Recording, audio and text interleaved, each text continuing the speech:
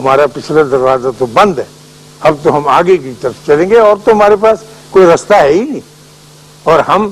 کبھی بھی مایوس نہیں ہوں گے، اس لیے کہ اللہ نے بھی حکم دے دیا کہ مایوس نہیں ہونا۔ حالات مشکل ہوں گے، تکلیفیں آئیں گی، بہت چیخیں نکلیں گی، بہت تکلیفیں ہر طرح کی آئیں گی، لیکن ہم مایوس نہیں ہوتے ہیں، اس لیے کہ ہمارے اللہ کا حکم ہے اور ہمارے نبی کے ذریعے یہ فرمان دیا گیا ہے کہ لا تقنطوا من رحمت اللہ، اللہ کی رحمت سے انکار۔ اور بعض اوقات یہ پتہ نہیں چلتا کہ اللہ کی رحمت کے کیا کیا روپ ہوتے ہیں۔ آدمی تو یہ سمجھتا ہے نا کہ میرے ساتھ یہ زیادتی ہو گئی، میں خدا نہ ڈیموٹ ہو گیا، لیکن اس ڈیموٹ ہونے میں کیا راز ہے وہ نہیں سمجھ سکتا۔ تو اس راز کو پکڑنے کے لیے ایک ڈائریکٹ کنیکشن اللہ کے ساتھ ہونا چاہیے، اور اس سے پوچھے کہ سر یہ میرے ساتھ ڈیموشن، میرے ساتھ یہ تنزلی کا کیوں تعلق قائم کیا گیا؟ پھر آپ کو پتہ چل جائے گا کہ کیوں۔ لیکن ہمیں اتنا وقت نہیں ملتا،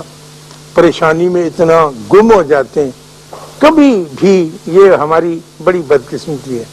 بازاروں میں جانے کے لیے وقت مل جاتا ہے، تفریح کے لیے وقت ملتا ہے، دوستوں سے بات کرنے کی، اپنے ساتھ بیٹھنے کے لیے کوئی وقت نہیں ملتا۔ آپ یقین، میں آپ سے پوچھتا نہیں، میں بیچ بیچ میں شامل ہوں، میں اگر اپنی ذات سے پوچھوں کہ اے اشفاق احمد صاحب، آپ کو اپنے ساتھ بیٹھنے کا کتنا وقت ملتا ہے؟ آپ نے کبھی اپنا احتساب کیسے کیا؟ دوسروں کا احتساب تو ہم روز کر دیتے ہیں، اخباروں میں، کالموں میں، ایڈیٹوریلز کے اندر۔ میرا بھی تو ایک وجود ہے، میری بھی تو ایک شخصیت ہے، میں بھی تو یہ چاہوں گا کہ میں اپنے آپ سے پوچھوں کہ ایسا کیوں ہو گیا، اور اگر ایسا ہو گیا تو پھر خفیہ طور پر مجھے اس کا کوئی اعلان نہیں کرنا ہے، خفیہ طور پر اس کے لیے اللہ کی بڑی مہربانی ہے، اس نے ایک راستہ رکھا ہوا ہے توبہ کا۔ کئی تو آدمی کہتے ہیں نا کہ نفل پڑھیں، آپ ورد وظیفہ کریں، وہ چلے گا نہیں جب تک کہ آپ نے اس کیے ہوئے برے کام کے لیے توبہ نہیں کر لی۔ توبہ ضروری ہے، جیسے آپ کاغذ لے کے نہیں جاتے کہ ٹپا لگوا کے آ نیچے سے، پھر وہ آگے دستخط کر دے گا، پھر آپ کا کام چل جائے گا۔ تو توبہ وہ ٹھپا ہے جو لگ جاتا ہے اور بڑی آسانی سے لگ جاتا ہے۔ اگر آپ خفیہ بیٹھے ہوں، دروازہ بند کیا ہوا، اور اللہ سے کہیں کہ اللہ میں یہ پتہ نہیں مجھے کیا ہو گیا تھا، تو یہ ہو گیا اور میں اس پہ شرمندہ ہوں۔ میں یہ ریزن نہیں دیتا کہ ہیومن بینگ ویک ہوتا ہے، انسانی کمزوری ہے، یہ بہت فضول بات ہے، ایسی کرنی ہی نہیں چاہیے کہ جی مجھ سے یہ کوتاہی ہوئی ہے اور میں اس کی معافی چاہتا ہوں آپ سے، اور میں کسی کو بتا نہیں سکتا اس لیے کہ میں ایک کمزور انسان ہوں، کیوں بتاؤں؟ تو وہاں سے معافی مل جائے، پھر زندگی کا پھر راستہ ایک نیا بڑا شاندار، بڑا کامیاب چل نکلتا ہے۔ لیکن اگر آپ اپنے ماضی کو ہی اٹھائے پھریں گے، اس کی فائلیں ہی لیے پھریں گے، اور یہی رونا روتے رہیں گے کہ میرے ابا جی نے کیا کیا، دوسری شادی کر لی تھی فرض کیجیے انہوں نے، یا میرے ساتھ سختی کرتے رہے، یا انہوں نے بڑے بھائی کو زیادہ دے دیا، مجھ کو کچھ کم دے دیا، یا چھوٹے نے زیادہ لیے بڑا کم رہ گیا، یا شادی میں کوئی گڑبڑ، تو ختم نہیں ہوگا کبھی بھی کام۔ پھر تو آپ وہیں کھڑے رہ جائیں گے دہلیز کے اوپر، نہ دروازہ کھولنے دیں گے نہ بند کرنے دیں گے، جگہ میں پھنسے ہوئے رہیں گے۔ لیکن آپ کو تو shut the door behind you کر کے زندگی کو آگے، آپ اس کو تجربہ کر کے دیکھیے ایک مرتبہ کہ آپ نے اس بات کے سن چکنے کے بعد، جو میری نہیں ہے، میری لینڈ لیڈی، میری درجن کی بات ہے جو بہت اعلیٰ درجے کی سلائی کرتی تھی اور ان کا بڑا نام تھا روم میں، ان کی بات پہ عمل کرتے ہوئے آپ دیکھیں کہ میں نے اس کو بھلایا اور رونا چھوڑا، اور ہر ایک کے پاس جا کر رحم کی اور عاجزی کی بھیک مانگنی ترک کی۔ اکثر آدمی بھیک ہی مانگتا ہے، جی میرے ساتھ، اس نے کہا غلام محمد یار نور محمد سلیم تیرے ساتھ بڑی زیادتی ہوئی، اتنے کہہ سکتے ہیں، اس سے آپ کو ملے گا تو کچھ نہیں، صرف دو لفظ ہیں جو آپ مجھ سے حاصل کر لیں گے اور سمجھیں گے کہ جناب میں نے بہت کچھ سر کر لیا، کلا آپ کا بدستور موجود رہے گا جسے سر کرنا ہے۔ تو اگر آپ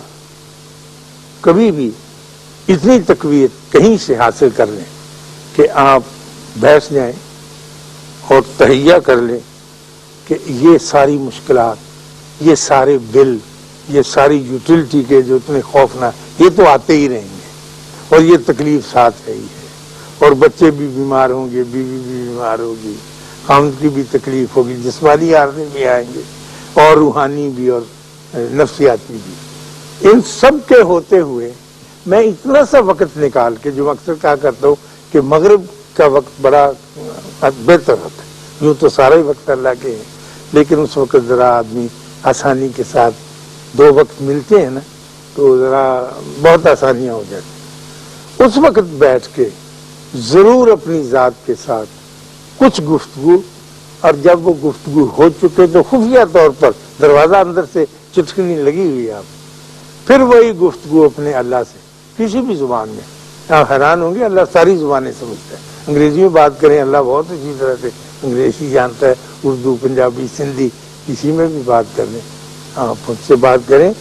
اور آپ کا اس کے ساتھ رابطہ یقیناً قائم ہے، اور تقویت آدمی پکڑتا چلے جائے، بجائے اس کے کہ آپ مجھ سے آگے پوچھیں اشفاق صاحب ہمیں کوئی بابا بتائیں،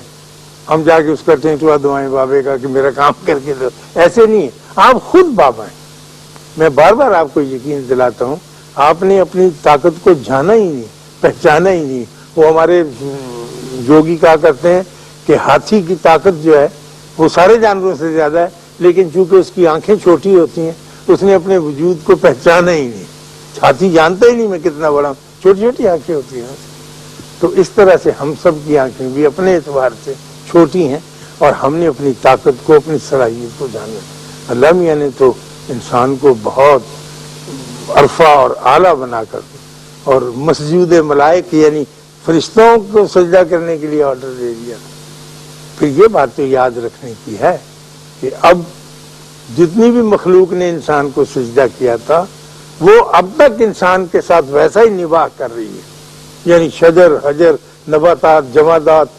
فرشتے وہ انسان کا احترام کر رہے ہیں، انسان سے احترام نہیں ہو پا رہا۔ آپ کو پتہ ہے کہ یہ جو درختوں نے انسان کو سجدہ کیا، پتھروں نے کیا، بہتی ہوئی ندیوں نے کیا۔ اس وقت میں بار بار کہا کرتا ہوں کہ اب جب ہم یہاں بیٹھے ہیں تو اس وقت کروڑوں ٹن برف جو ہے ہمارے پہاڑ K2 کے اوپر پڑی ہوئی، وہ اس وقت آواز پکار کے سورج کی منتیں کر رہی ہے کہ ذرا ادھر کرنے زیادہ ڈالنا، پانی ہے نہیں جناب میں، بالکل سوکھ گیا، تو میں نے پانی پہنچانا ہے، اور نو انسان کو پینے کے لیے پانی چاہیے۔ اپنا آپ پگھلاتی ہے برف، تڑپتی ہوئی آتی ہے اور آپ کو پانی دے کے جاتی۔ سوئی گیس جو بالکل ڈیڈ چیز ہے، زمین کے اندر موجود ہے، صبح کے وقت سوئی گیس اگر آپ غور سے اس کی آواز سنیں اور آپ یہاں تک پہنچ جائیں کہ آپ کو یہ آوازیں آنے لگیں تو چیخے مار مار کر کہہ رہی ہوتی ہے نیچے والی سوئی گیس سے، نہیں کڑیو چھتی کرو، گیس کو کہتی باہر نکلو، جلدی کرو، تم تو ابھی ہار سنگار کر رہی ہو، بچوں نے اسکول جانا ہے، ناشتہ دینا ہے، لوگوں نے دفتر جانا ہے، چلو اپنا آپ قربان کرو ناشتہ۔ تو وہ کہتی ہے ماسی ہم نکل تو رہی ہیں، اب 2 منٹ، انہوں نے کہا نہیں جلدی نکلو جلدی، اور وہ اپنا آپ قربان ہو کے